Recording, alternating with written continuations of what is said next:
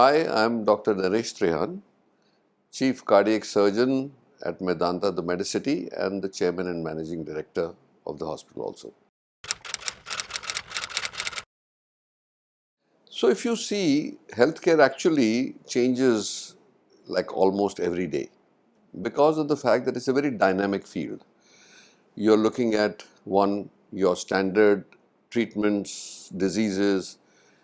Then you see that there is every day new evidence coming out of a better way of doing things, better understanding of diseases.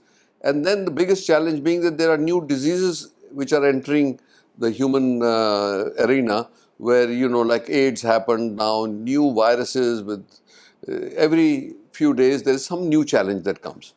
So transformation in healthcare has to be continuous. I mean, to just put it crassly, is like what I live with, what I learned from my teachers was that if you are not better today than yesterday, then you wasted 24 hours.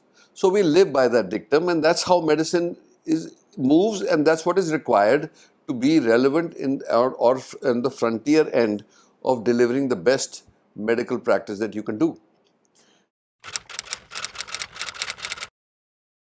If you look at the challenges facing us today, there are multiple challenges. If you one you're going to say is that to see that everybody or every human being standing on the ground should be able to access at least modest amount of health care at an affordable cost.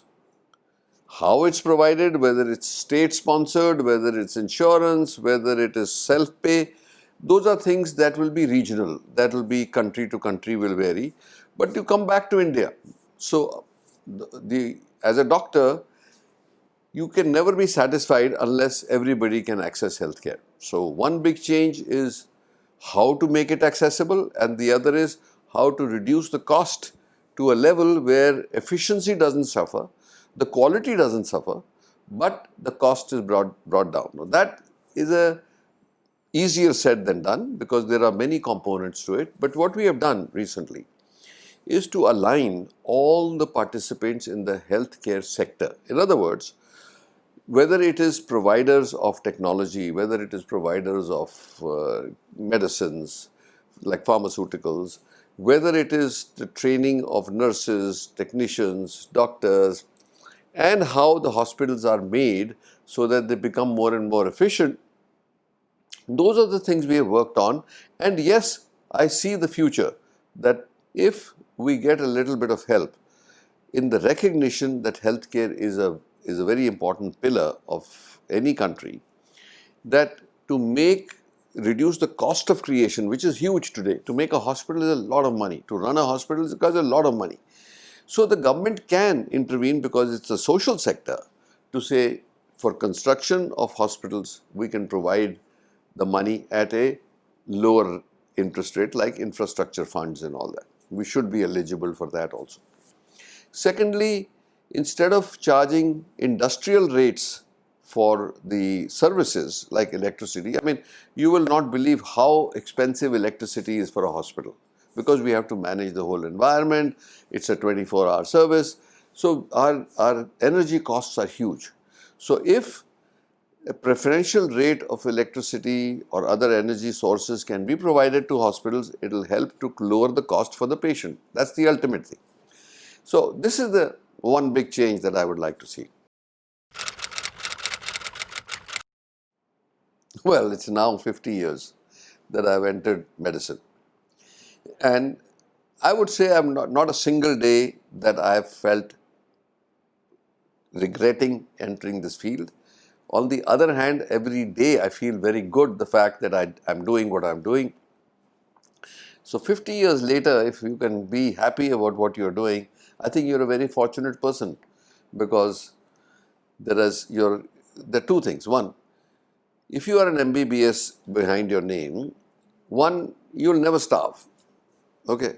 Second, you're always interacting with human beings and helping them in your own way because they come, but you're helping them. It's not all altruistic. You're also getting paid for it, which is fine.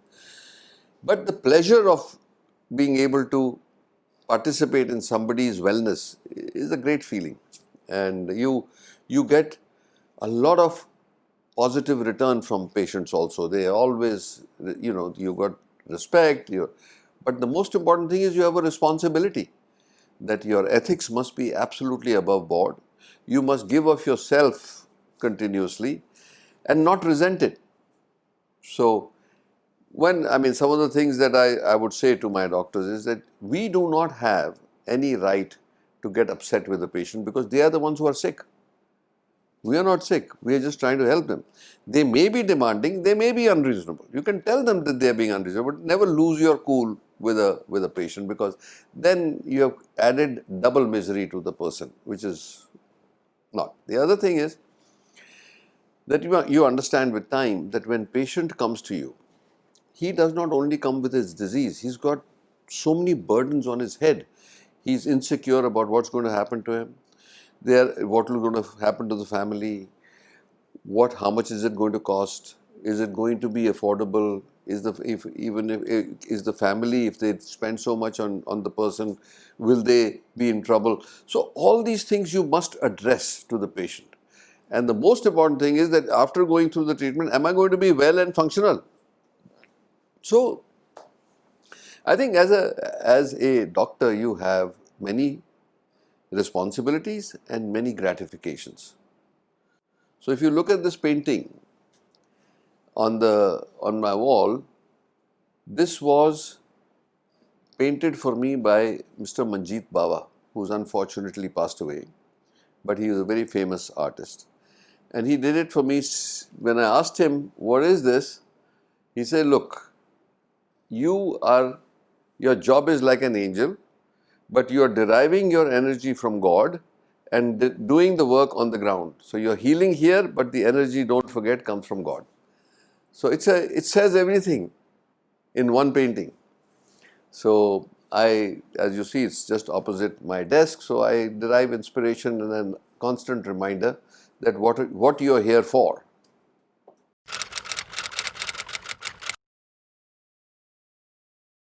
I'll tell you, it's very important to understand what are the complexities of healthcare.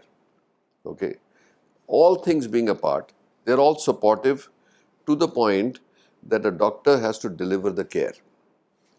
Or other paramedicals also have to participate in that. So it's a complex system. Now, to be able to deliver that with integrity and confidence, you need to overcome the suspicions of the environment. So what are the challenges?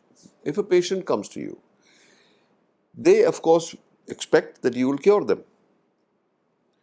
They spend money. Now, if you look at it from the other side, a doctor doesn't give disease. Disease happened. We can say God, we can say whatever, right? So a person comes to you with a disease, and your whole effort is to try to help them to get rid of the disease or get well, right? But the doctor does not have the power to say everybody will get well. His power is only to give the best of his knowledge and dedication. So when you do not succeed, which happens depending on the disease, depending on how late somebody's come, what the intensity is, what the patient's age is, what the immune system is. There are many things that are out of control of anybody. So from that point of view, if a patient does not get cured or does not survive, then the family, of course, in their grief, having spent money, having lost the person or family member, then that turns into blame game. That's not necessarily right. All you have to do is to say, did the doctor give the right treatment, try his best, but if you don't succeed, then we have to bow our head against God or whatever you believe in. And we all have to. It's humbling.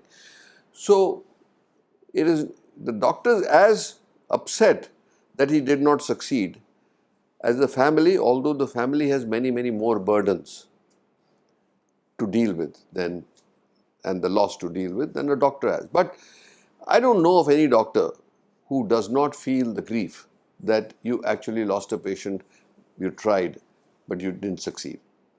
So I think those are the things that need to be communicated to the public, to the patient's family, that we are doing our best. We may not succeed, but you can be sure we'll give our best.